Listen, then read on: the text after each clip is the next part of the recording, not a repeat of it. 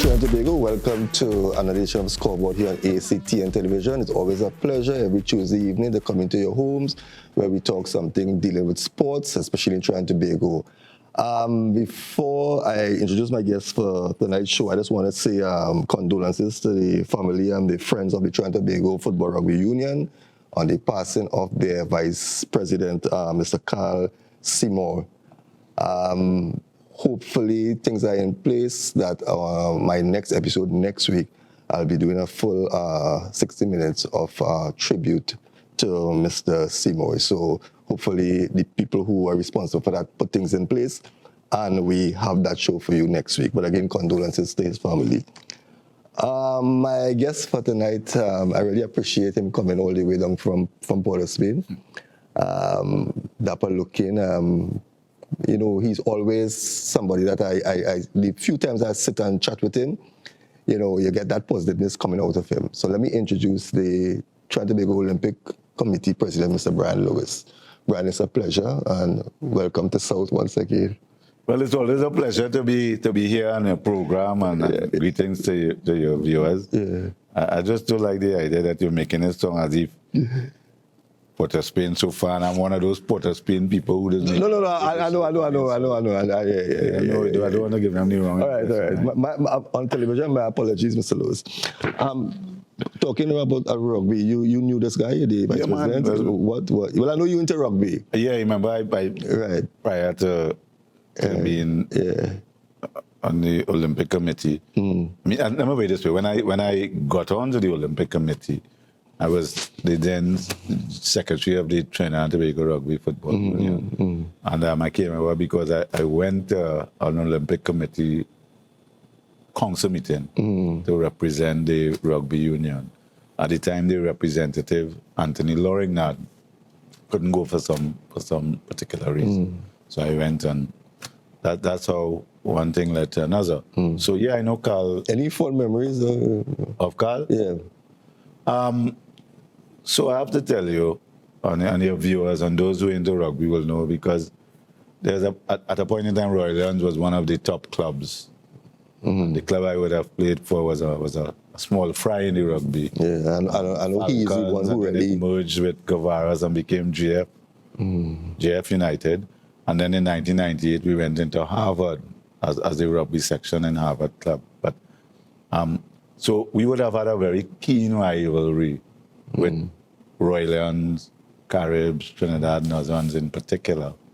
But the thing about Carl is he's one of these individuals who is almost counterintuitive, meaning you know Carl's personality and his demeanor, and you know you kind of Carl plays rugby. Carl is a very committed, dedicated, hard-hitting rugby. Because anybody who plays rugby could be considered an enigma. Because when you get on that rugby field, they calm. Because it's about contact. Rugby is a contact sport, so you can't be shy about contact and play rugby. So that's the thing about Carl. So he was always came across as this always very cerebral individual, you know, deep thinker, and you know, not we'd associate with the rambunctiousness, so to speak, of rugby and the whole rugby culture. You know, after the games, the singing of rugby songs, and you know, I mean, at what point in time, it's no secret rugby had a beer drinking culture. You must have a I think they still have a little thing attached to it. Huh? I think it's still a little thing attached to. No, of course, because it is at the recreational level, a social. It's a game, because at the end of the day, it's a hard fought, hard hitting game. That's why we want to all come down point. Huh? That's why we want to all come down point. Rugby must come down point. Rugby? My days, thankfully, my days for the rugby field. I'll come and watch gladly. Yeah. Well, so let me extend my condolences to Carl's family and his club, Royal Lions, the Trinidad and Tobago Rugby Football Union, and the rugby fraternity. I know that within recent times, because of his profession, his strategic approach and experience would have been a key part of the current president, Colin Peters. Yeah. So he would have formed a critical and important part of Colin's team. So I know that in that context, it's going to be a big blow for the Colin Peters administration. Anyway, as you said, condolences to his friends, his family. But tonight I want to talk to you based on what has been the response or what has the TTOC been doing behind the scenes during the COVID-19 pandemic. I know that there were a lot of Zoom projects that you all implemented. And besides that, I know you had your AGM and, there are little things we want to talk about. So let's talk about... You have enough time? Yeah, we have enough time. We'll talk in bullet form. What has been the TTOC up to during this couple 8-9 months doing behind the scenes? Well, let me sort of frame it by simply saying that to begin with, COVID-19 has been tremendously disruptive. Throughout the world. But it's not only unique to Trinidad and Tobago. It's globally. Credit and thanks to the frontline workers and all those who would have contributed to keep things ticking over and expose themselves in service of their fellow citizens in the case of Trinidad and Tobago. But sport in particular has been literally devastated. Sport has shut down globally. It's now getting back up. But even here in Trinidad and Tobago, the government and the public health authorities and the Ministry of Health, they're slowly relaxing certain things. But it has been incredibly disruptive to the point where, I've said this, I think that there are a number of sporting organizations that will not survive the COVID. So the Trinidad and Tobago Olympic Committee, as the lead organization for Olympic sports and considered at the top of the pyramid, we have had to be innovative and creative. We have had to lead by example. Not everything we would have done, or not everything I may have articulated and done as the president, everyone will agree with. But we would have had to make decisions, and I would have had to make decisions with an understanding of the big picture, seeing down the horizon what's before us. So that one of the things I'm incredibly proud about from the organization and the entire team at Olympic House is that the TTOC has pioneered the virtual and digital leap of faith. We have not lamented. We have gone full-fledged into, we have run a number of virtual events. We are extremely active. Credit to the executive, Secretary General. How was the response? Fantastic. Okay. Fantastic. I'm really appreciative of the support that we would have gotten. Lovey Santana, the senior admin officer, Stacey Santana, Reza Grant, Lauren Legal. I know you have a powerful team. Yes, and women in terms of future female. Much credit doesn't you don't hear much people talking about it, but but of course it's a natural human thing to focus on what's wrong and all the negatives rather than what's right. So what we have done is attempted to lead from in the front in terms of virtual. We have organized a number of sports administration courses, focused with COVID-19. How do you pivot from the Olympic Committee side, the Trinidad and Tobago Olympic Committee? We are also the Trinidad and Tobago Commonwealth Games Association, so that in that context, the Commonwealth Youth Games 2021 has been impacted. In terms of our committed, dedicated patriots that make up the athletes who represent Team TTO.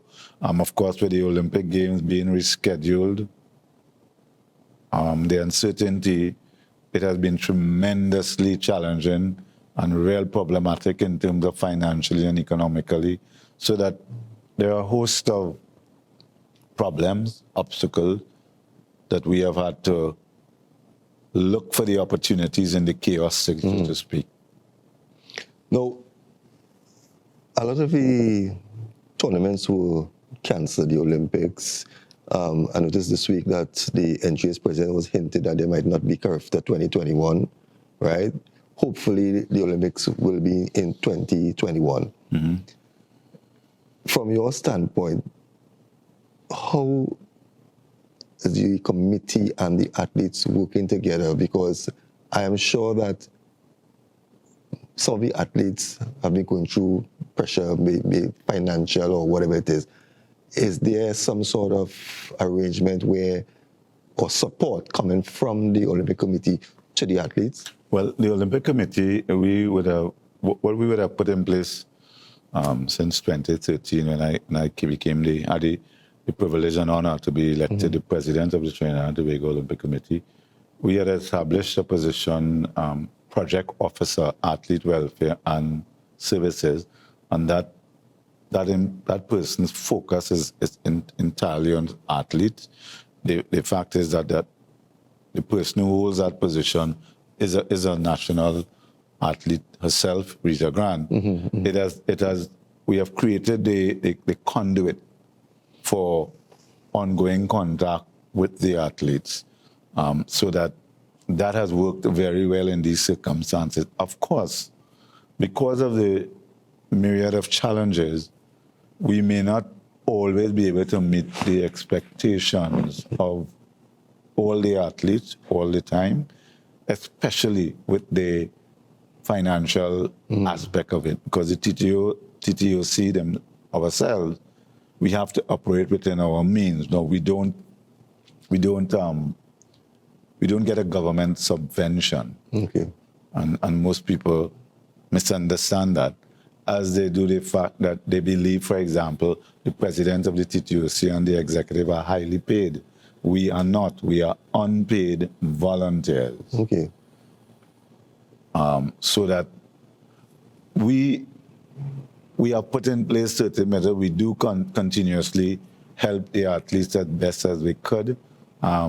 We have had workshops or webinars where mental health has been a focus. We have had Dr. Safiza Mohammed, who is tremendous. She's really tremendous in terms of how she delivers and her focus on mental health and resilience.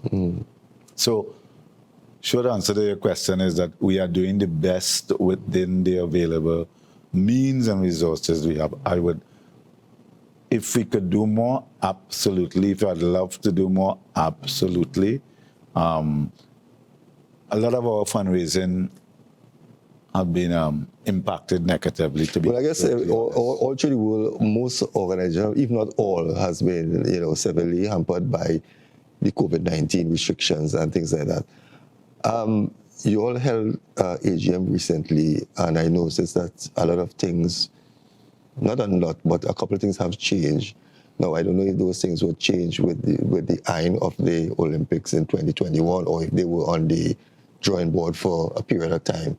If you want to share that with us. A couple of them would have been, for example, in terms of the transformation of our marketing strategy, where we would have disbanded the marketing subcommittee, created a working group, and what we have done is everyone will hear much more about it in the coming months and weeks.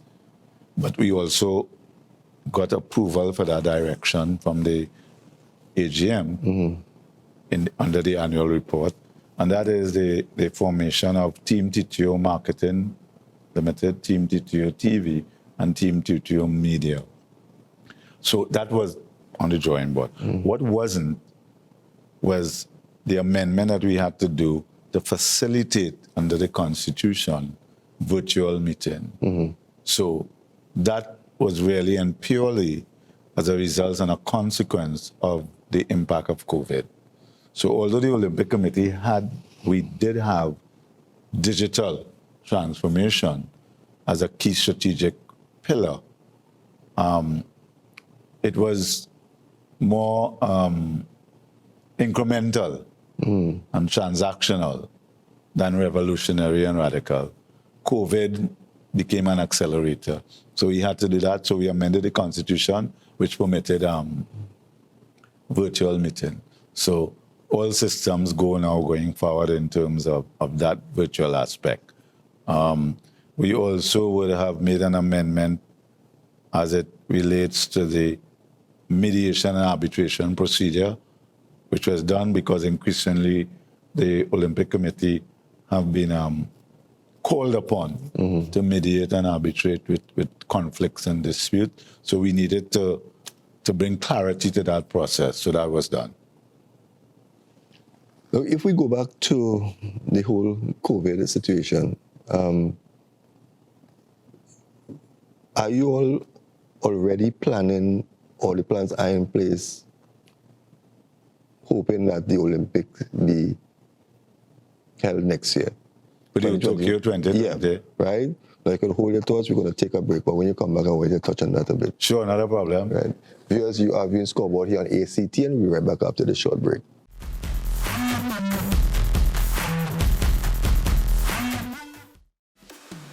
You're watching ACTN, The Voice.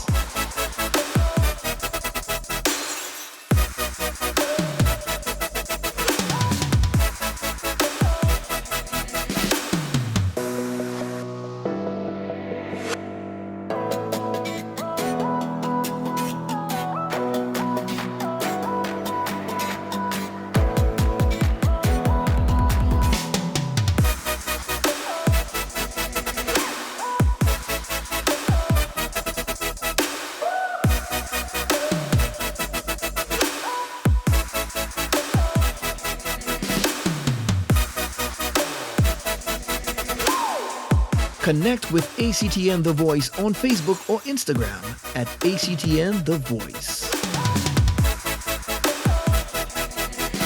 You're watching ACTN The Voice.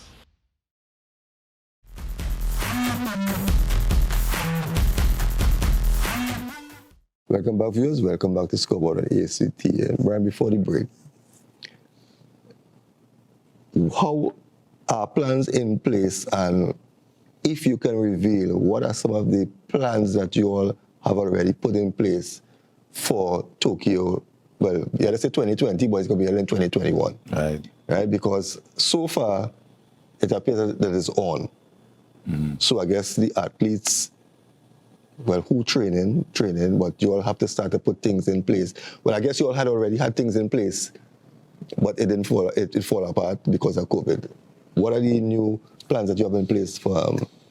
Right. So the process and with the International Olympic Committee and its president, Thomas Bach, should be told is that we never stopped planning and doing as if the Olympics, in other words, we continue to operate as if the Olympics was on. Okay. Because all the signals behind the scenes was that the Olympics would be on COVID or no COVID, because there is a reality, and that is that financially, the Olympic movement and the IC could not and cannot afford for there to be no Olympic Games Tokyo 2021, 2020, which is now in 2021, because the IOC, International Olympic Committee, generates most of its funding from the broadcast rights.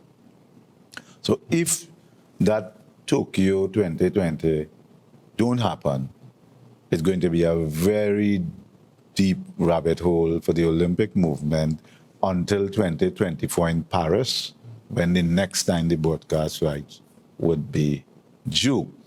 So it's not a reckless disregard of the safety and health issues. It is a pragmatic realism that the International Olympic Committee, working with Tokyo 2020 and the World Health Organization and public health experts, had to plan and do as if this Olympic Games will happen.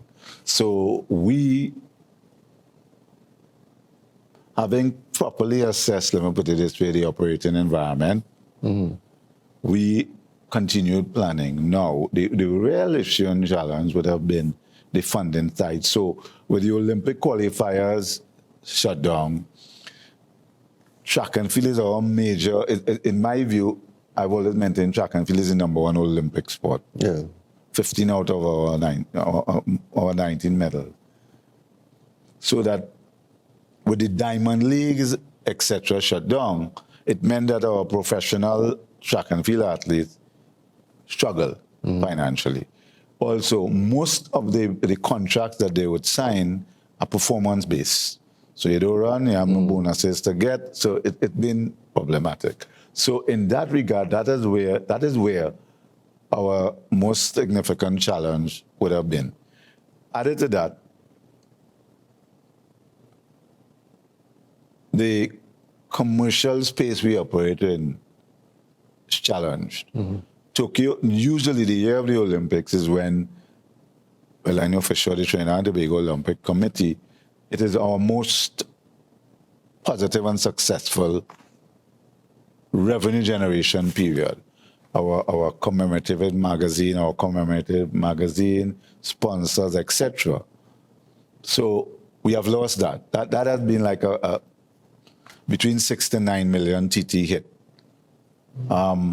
Then additional to that, the contracts that you would have had that would have run to December 2020, which is in the year of the Olympics, the event didn't happen. So now, legally, you have to give an extension to when, because the contracts were based on the Olympics.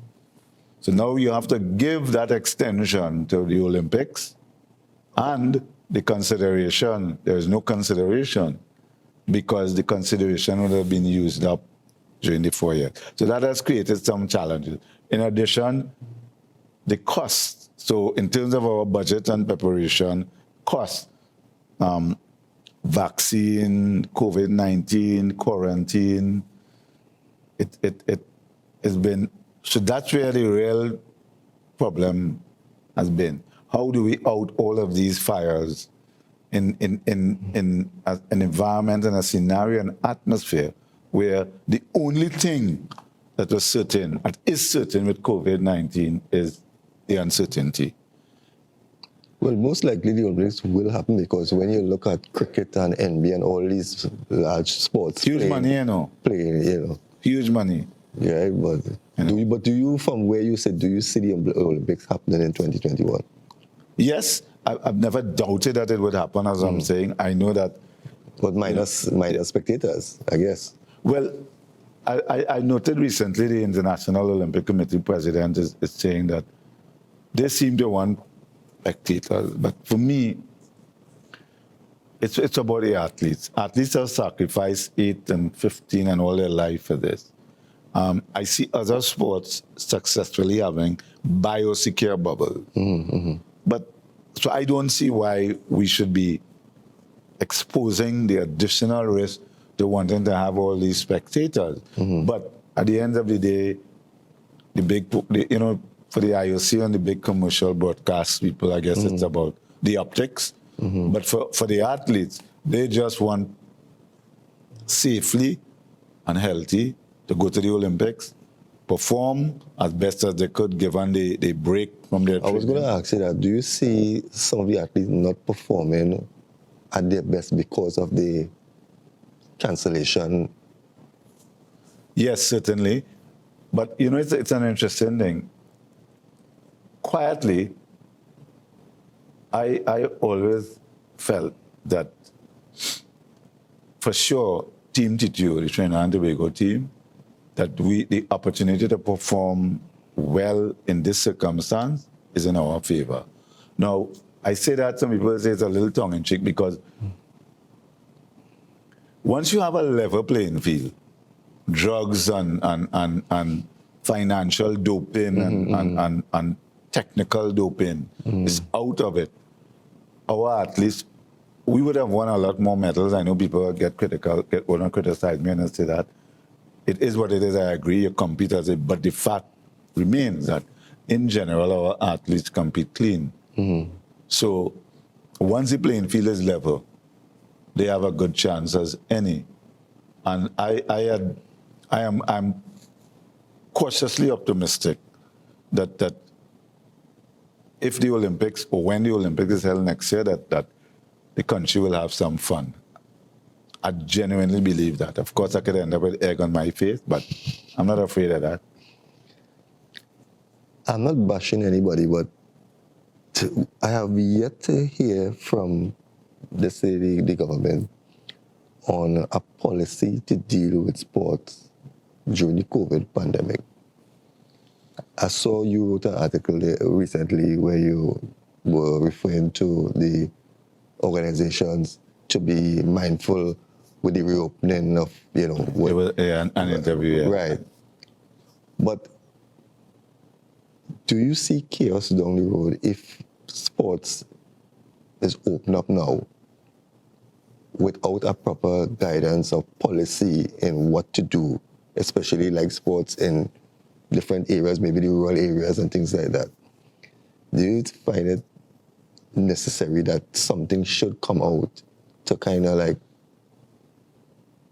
put people on a certain direction as how to handle different sports if and when it opens? Certainly. But I think that the onus is on the sporting organization. Okay. And I put my hand up and say that I think the Trinidad and Tobago Olympic Committee, we would have dropped the ball on that, notwithstanding the fact that our medical team, led by Dr. Ali, for the last 3 months, it includes Dr. Rudy Ramsawak and Dr. Naila Adams, have been looking at COVID-19 return to sport guidelines. I think that if I have to be perfectly honest, I think we have been a little bit too cautious. And in that regard, I think we have dropped the ball. Somebody within sport, not the government, because they are focused on, they have the Ministry of Health that give them a framework. There's World Health Authority guideline, but I think that we dropped the ball in terms of that. So I think that the responsibility is sport organization, because in the case of the TTOC, we have the IOC, and they're devoting a lot of energy and time. I saw a couple of days ago that the president of the IOC made a statement that if necessary, they will fund vaccines. That's extraordinary for me, because I would hate to see sport get on as much as we won the Olympics. There were other people inside it that I would think would be prioritized. But whether it's the FIFA, the footballs, all the different organizations, I think that, to be fair, track and field and AAAs, they would have done something, because I actually saw that they had released a document. So, in answer to your question, I think that the responsibility would have been and should be on the sporting organization themselves, including the Trinidad and Tobago Olympic Committee.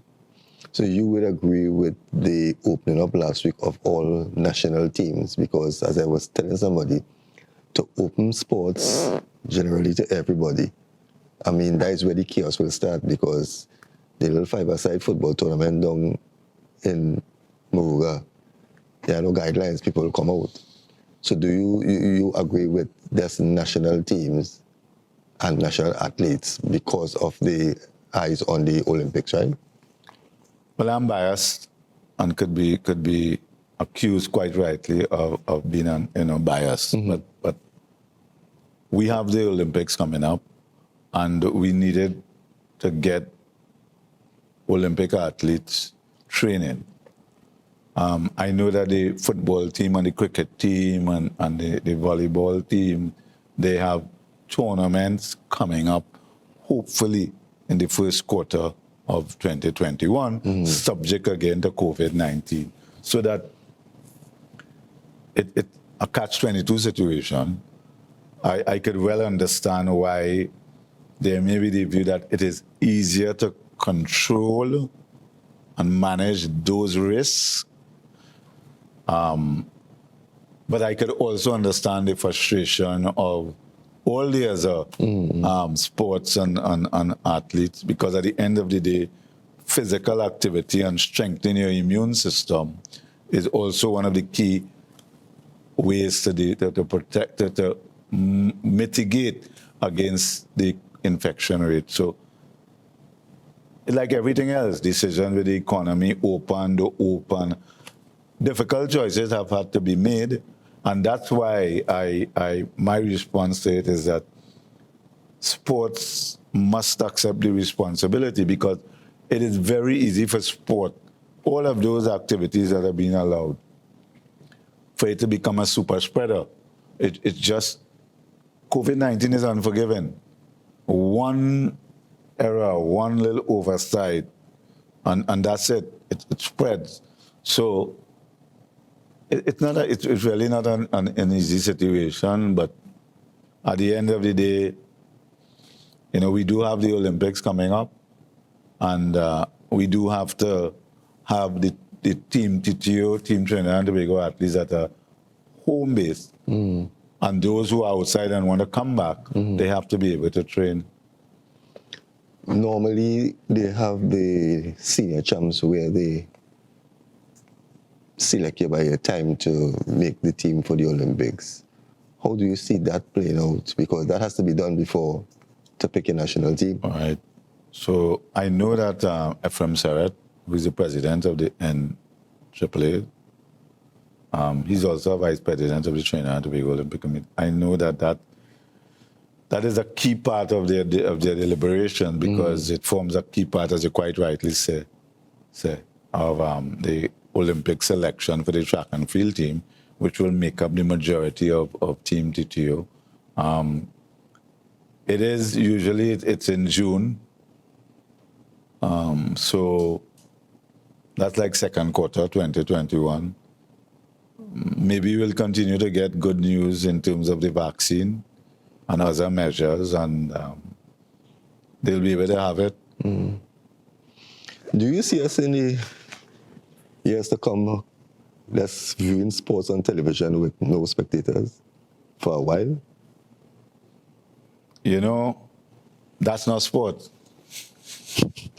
Sport is driven by the atmosphere. Sport is driven by the, what they call, the spectator.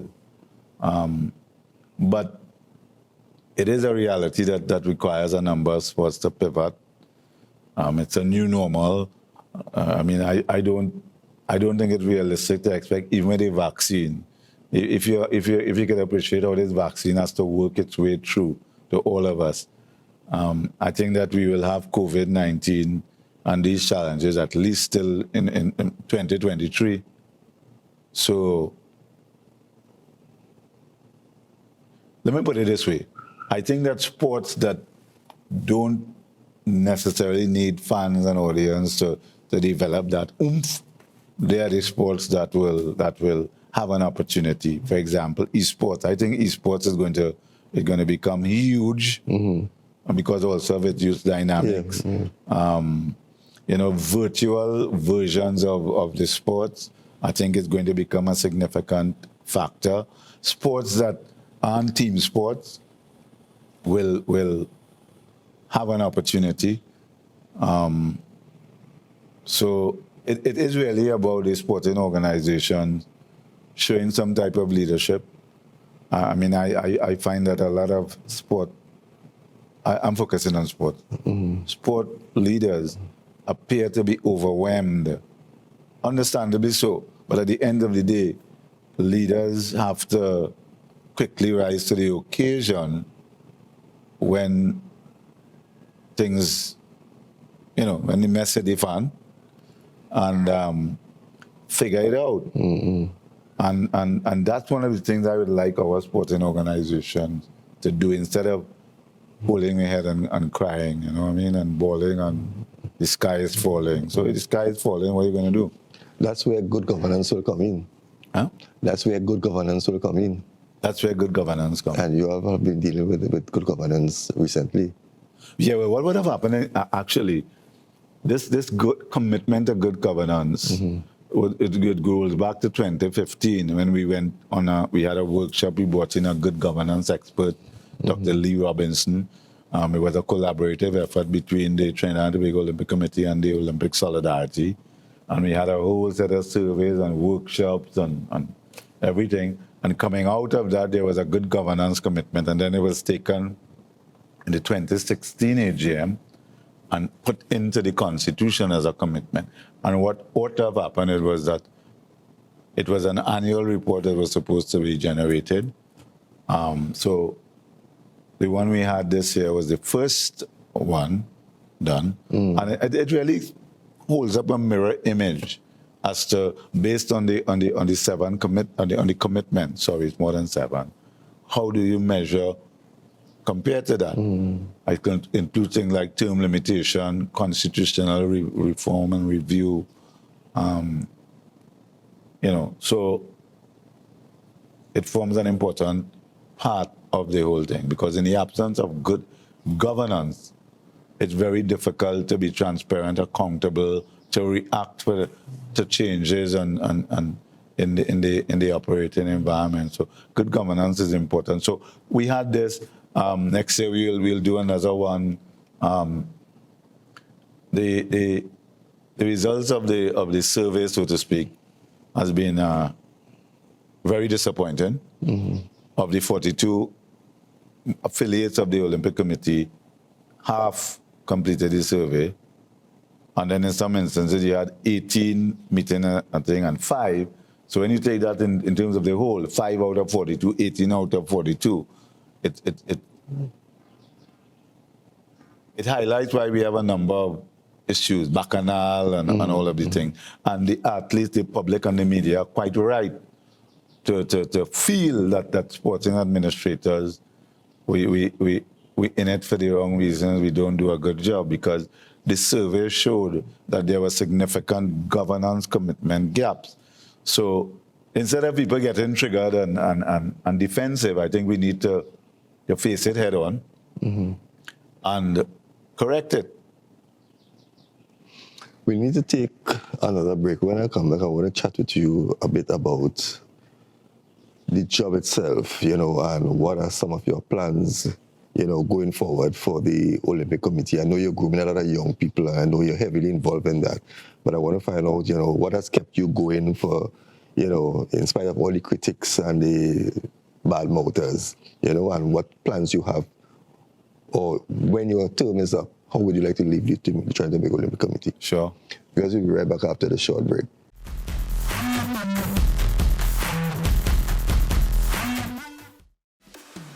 You're watching ACTN, The Voice.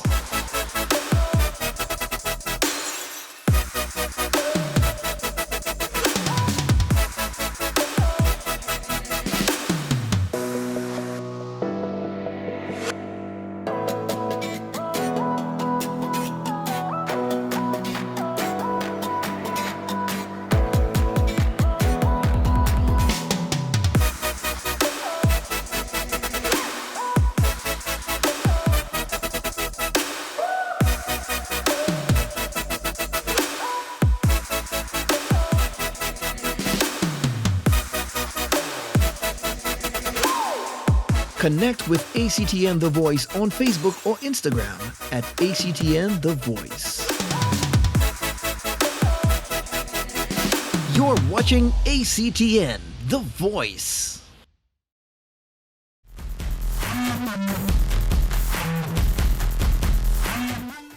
Welcome back, viewers. Welcome back to Scoreboard ACT. And if you miss any part of this program, remember there's a repeat tomorrow at 1 p.m. and also 2 p.m. on Saturday afternoon. Brian, once you're in a hot seat, there are people who for you, against you, who can't make up their mind. You understand? How was your term as leader, president? How has that been for you? Easy, rocky? Or you don't take on people? Like everything else, it has its good moments and its tough moments. I mean, there were things that in hindsight, I could have done better. There are mistakes you make, but it is about evolving and learning and keep moving forward. Leadership is not a popularity contest. And anything you're leading in Trinidad and Tobago is not an easy thing. But I thrive on challenges. I thrive on the bigger picture. And for me, the bigger picture is the power of sport to make a positive difference in the lives of youth and young people. My effort at gender equality and trying to champion and advocate for greater involvement of female and women in sports at all levels, including the leadership, the transformation of the marketing approach, the introduction of sports industry, TT, the marathon walk and those types of things. So there are things that you look back and you feel that you have given it a good shot. So for me, at the end of the day, I'm looking forward to when I'm no longer the president of the Trinidad and Tobago Olympic Committee, and for all those who believe that it's otherwise, that is going to be after the Olympic Games under the Constitution. So that's just around the corner. In fact, if the Olympics had been held this year, that would be it. My 2 terms, April 2021. And now that the Olympics is in 2021, of course, that was acknowledged too at the AGM. Actually, people may not believe this, but I had to be persuaded by my colleagues to continue on. If you gave me the chance, I would have exercised the right to have gone by April 2020. Is it because you have done all that you could, or because of? No, not really. I believe that in terms of leadership, there needs to be refresh and renewal. Okay. People need to hear a different voice after a while. They get fed up of you. But when I came in and was elected, there were many naysayers. I'm comfortable with that.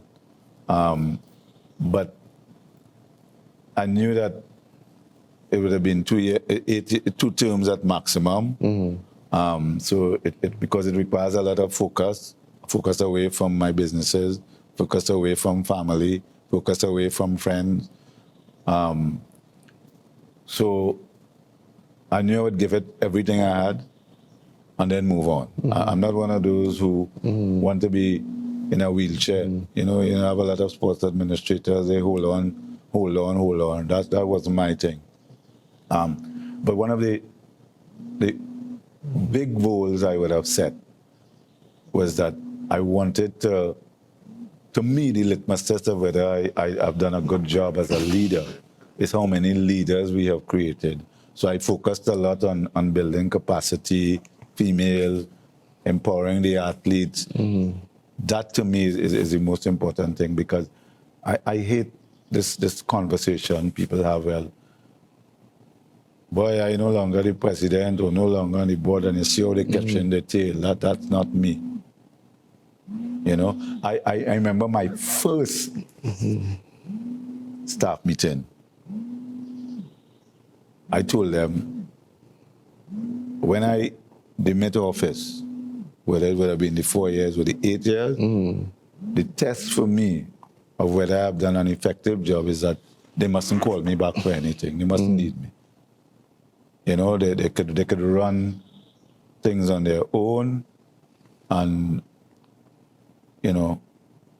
so for me, I've enjoyed the opportunity, the good and the bad. Coming from Bedford Lane in Belmont, single parent, being always passionate about sport, the opportunity to serve my country at a different level. I always wanted to be an Olympian. I didn't get that opportunity because I wasn't good enough, no problem. So the opportunity, some may feel I wasn't good enough. I was still not good enough. But that's all right. One thing I am comfortable with, I can look myself in the mirror and say that I gave it my all and my best. What would you say is your greatest, accomplishment? Something that you will, at the end of the day, will walk away knowing that yes, I made a difference, in X, Y, or Z, If I had to pick two areas, it would be the gender equity and creating an environment that creates a safe space for women and females to become president. I'm very open. The next president of the Olympic Committee, subject to democracy, should be a female. The Olympic Committee was established in 1946. It's never had a female as president. Something has to be wrong with that. The other thing would be hopefully the marketing transformation in terms of, so one of the things the annual general meeting approved was the transition of the 10 goal by 2024 athlete welfare and preparation fund to a foundation.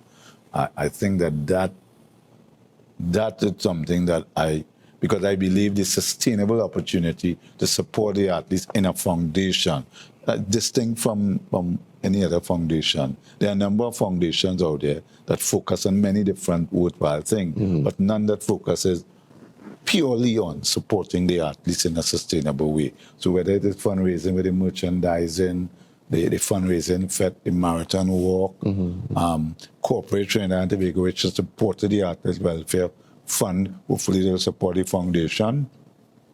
That is targeted to be established legally and set up by December 2020. I think that is something that will derive and augurs well for supporting the athletes in a more sustainable way. That would be one of the thing. I noticed that the group you have working with you took them at a very kind of young age and they have grown with you, and it's a full female thing. Are you grooming them to be able to run with the TTOC after you? Well, so, for example, people like Lobby Santana and City Santana, they were there. Right. What may have happened in the last, since 2013, is that they may have got more opportunity. For example, Lobby Santana, I'm incredibly proud of how she has grown. In fact, she's going to be the chef de mission at the Tokyo 2020 Games. That's almost unprecedented when usually most NOCs pivot towards members of the executive to hold that prestigious position. So we brought in the marketing, we established a marketing department, athlete welfare services, so those people would have come in. So that the answer to your question, yes, I always believed it was important for the TTOC to have sustainability and capacity and competence in terms of its day-to-day management. Rather than every time an executive change, they go with a box of documents, and then next one bring in the people, and there is the institutional memory and knowledge. Well, I ask you this question because, sometimes when you sit with people who leads an organization, they will always talk about themselves and the organization, but they don't really indicate to the public, the staff, what the staff has done and their input. And that's why really, because I know you do a lot of marketing in the sense of highlighting the ones who work alongside you. Yeah, well, those are the people that do all the hard work. Executives, we there, and I might spend a lot of time in the office, but generally executives are volunteers. They have a life, and that's what creates issues in organization, because decisions have to wait a week or a month till somebody who feel they're God's gift to the organization. That's not how it is at the TTOC. We have empowered, just like any organization, corporate that is well run. And let me say that was built up again. We have had presidents before me, Larry Romani, Douglas Camacho, Alexander B. Chapman, who have laid the foundation. So I am the 10th president. All I've done is walked on their shoulders. My task is to build on that and leave the TTOC strong for the next president to come in and do what he or she, hopefully it'll be a she, wants to do in terms of their vision, and they'll have the necessary support to be able to deliver effectively to the benefit of the athletes who form the center of it all, and the youth and young people of Trinidad and Tobago. After TTOC, what next for Brian? I mean, you know... You have given your life to sports, actually. Eh? Huh? You have given your better part of your life to sports. Yes, I've been involved in sports since 8 years. I said growing up single parent in Belmont. I mean, I had my little issues and dysfunctions as a youth, having a chip on my shoulder because I didn't have a father. And sports, if it wasn't for sport, I probably wouldn't be here talking. I would have gone the way of making some at-risk choices. So I'm really grateful and thankful for sport for giving me the opportunity to serve and to help lay a path for young people.